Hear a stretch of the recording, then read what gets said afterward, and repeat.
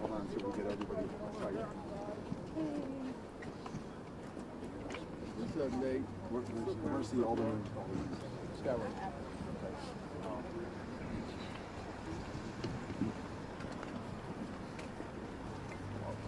Whenever you're ready, Commander. Good afternoon, everybody. I'm William Betancourt. I'm the 10th District Commander. I'd like to provide a short update on a senseless act of violence that occurred early this morning, resulting in 15 people shot. Before I do that, I'd like to express the Department's support for the victims of the shooting. It's a traumatic incident for the victims as well as their families and the community at large. Our crime victim advocates are working to connect with the victims and all those affected by this shooting and to ensure they have the resources they need to move forward. Director Glenn Brooks of the Office of Community Policing will have more to say about this in a moment. So I'll give you a quick synopsis of what took place. Shortly after 1 in the morning, 10th District officers responded to the 1200 block South Pulaski, where a shooting had just occurred at a Halloween gathering. Approximately 100 people were attending. Upon arrival, the officers were given information from partygoers with a brief description of the offender as well as direction of flight. Responding officers observed the offender on the 4000 block of 14th Street. They placed him into custody immediately. A protective pat-down resulted in the recovery of a firearm. The victims, who range in age from 26 to 53, were taken to different hospitals within the area. 2 of the victims were transported in critical condition. The others were transported in good to fair condition. At this time, Area 4 detectives are investigating. They're interviewing the suspect, and they're trying to investigate what led up to the shooting. Victims and witnesses did relate that the suspect was ejected from the party, and he came back a few minutes later with a gun and began to shoot. We know that the location where the gathering took place has a history of throwing unlicensed events. Once CPD concludes their investigation, Business Affairs and Consumer Protection, BACP, and other city agencies will investigate and issue enforcement actions as needed. I want to thank the officers involved in responding to this shooting and the apprehension of the suspect. They worked quickly with the police dispatchers to relay information and arrest the armed suspect.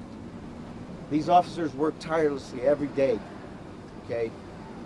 And they work hard. They put their lives at risk to do what they have to do to protect the community. So as the commander of the 10th District, I'm proud of my officers, and I'd like to thank them. I'd like to introduce Director Glenn Brooks. Good afternoon.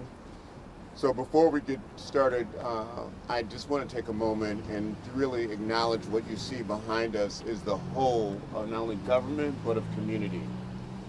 Today we've been joined not only with Alderman Scott, whose ward we are in, we've been joined by, so I don't forget anybody, Alderman Dow, Alderman Robinson, Alderman Irving, I believe I saw Alderman Curtis, Alderman Burnett, and Senator Collins is also, Commissioner Diaz with us.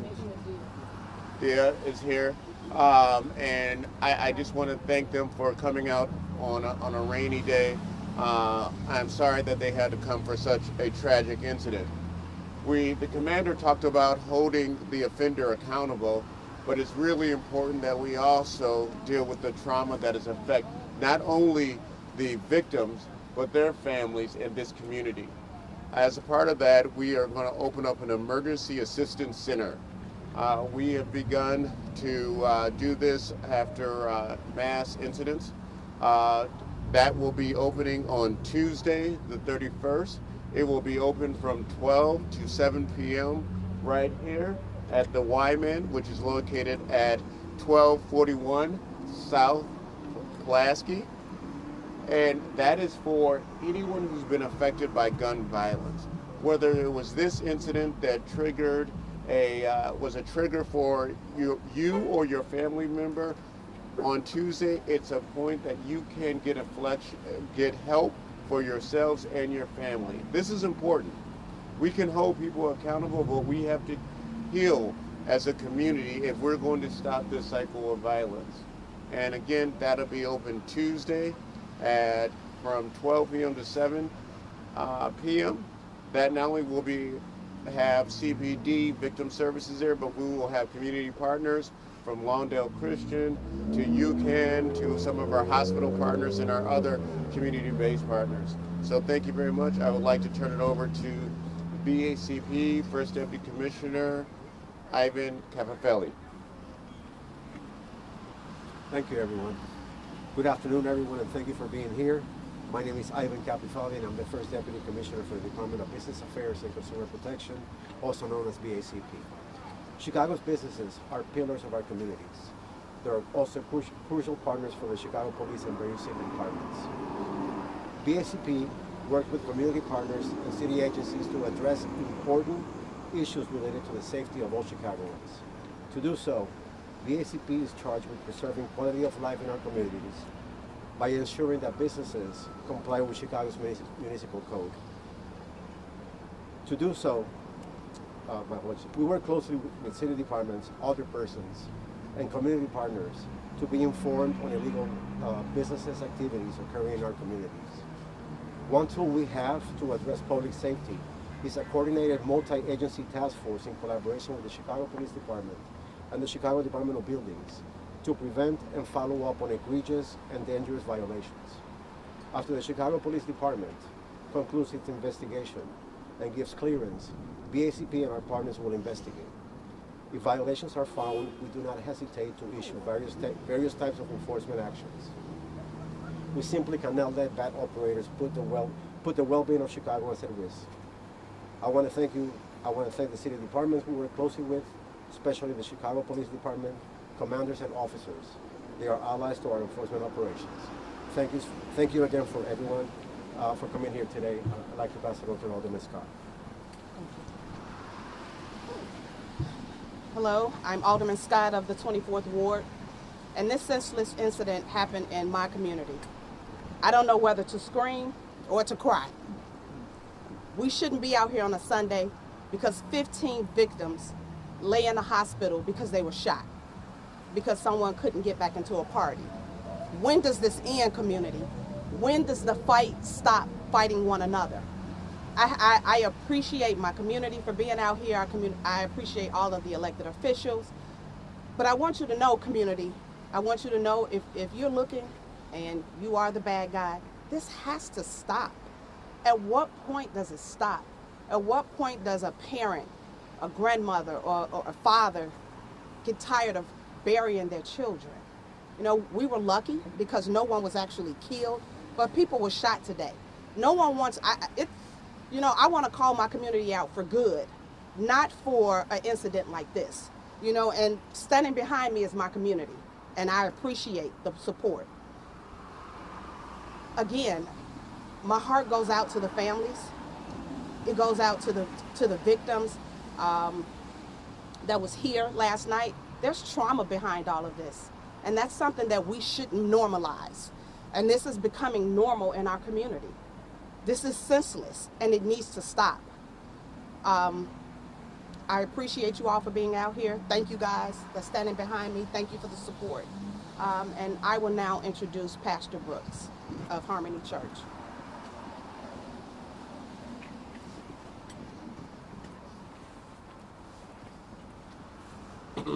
James Brooks. Most of all, I'm a resident of North Lawndale, so this is my community. I woke up this morning to the tragic news of this shooting. My heart broke, of course. I just started to scream out, Lord, have mercy. Our community should be able to gather in a place and be safe without the threat of violence.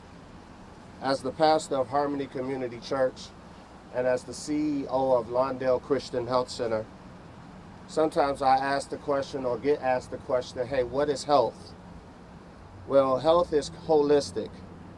That includes physical health, mental health, and spiritual health. Also, how I think about health is community.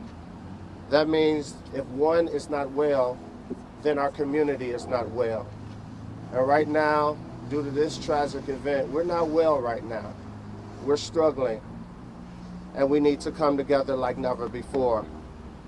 The church, though, is called to be present because God is a very present help in the time of trouble.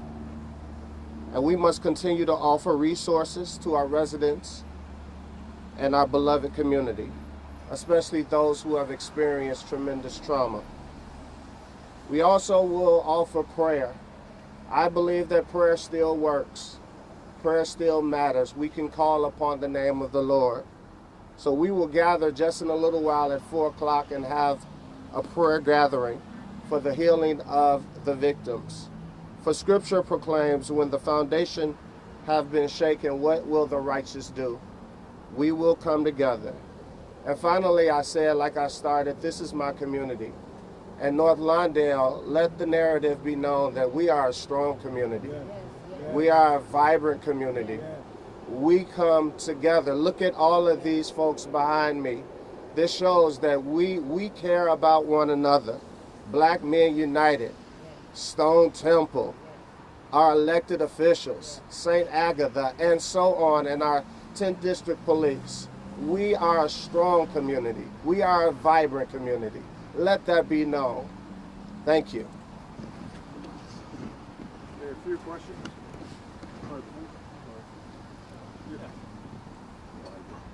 Commander, can you first start with telling us a little bit more background about this location here on Studios 1258? I did hear saying that they have a history of throwing unlicensed events.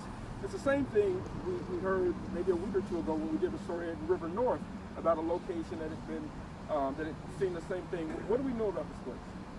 Right now, that's I was talking to BACP, and we do know that it is a licensed art gallery, and that's all we know about it. However, we know that they do host events that are not sanctioned, so therefore their art license doesn't allow that. We had an incident back May 6th where we had to shut them down for an event, and this is another event that resulted in this tragedy. The one earlier on, we didn't have anything, we were able to catch it real quick.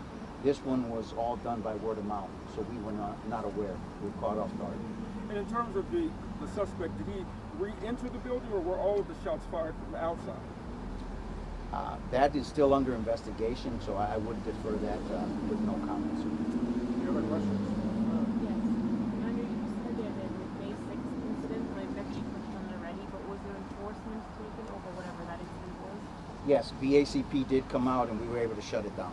But was there like a fine, or was there anything else? There was a cease and desist order issued, and as far as fines and stuff like that, BACP would be able to answer that a little bit better. We as the police do not. Do you have an answer to that, Ivan? I do not have that information with you, but you can follow up with my office and we'll get that information. Will you be able to share that information with me? Yes, sure. Just follow up with the ACP's The event last night, it was unlicensed. Yes. Do you have any updates on the condition of the people who were shot? Are they still hospitalized? How many? We still have folks that are hospitalized. As far as the count, we don't know. Like I said, they were taken in good to fair, and we had 2 in critical. We'll provide updates once we get more information. Amanda, do you have some sort of a further description on the suspect?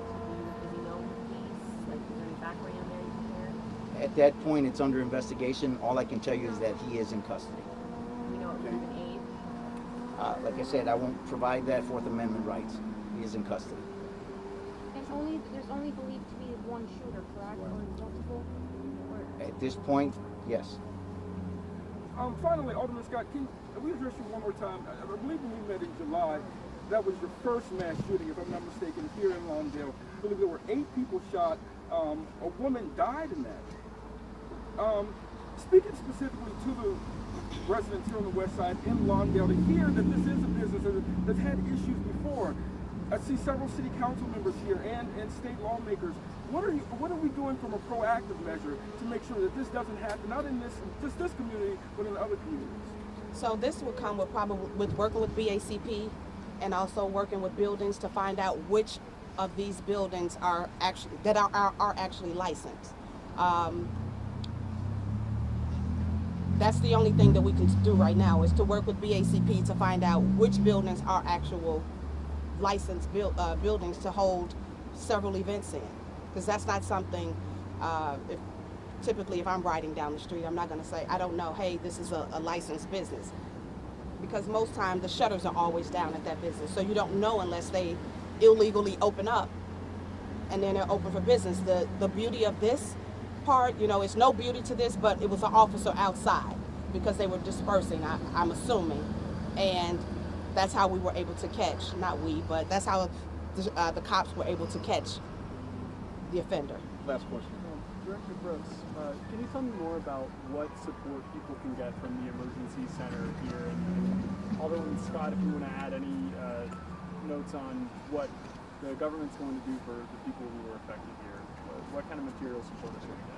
So the first and most important support is to connect them with some trauma support for them. The second thing is working with our hospital partners as they recover physically, that they get that type of support. Third, it is really making sure we rebuild that social fabric to help support them over the next several months. This is not this when you have the physical pain, that's one, but the trauma that comes after it is long lasting. And if we don't address this, we know hurt people can hurt other people. So we're trying to break that cycle and working not only with the department, but the community part.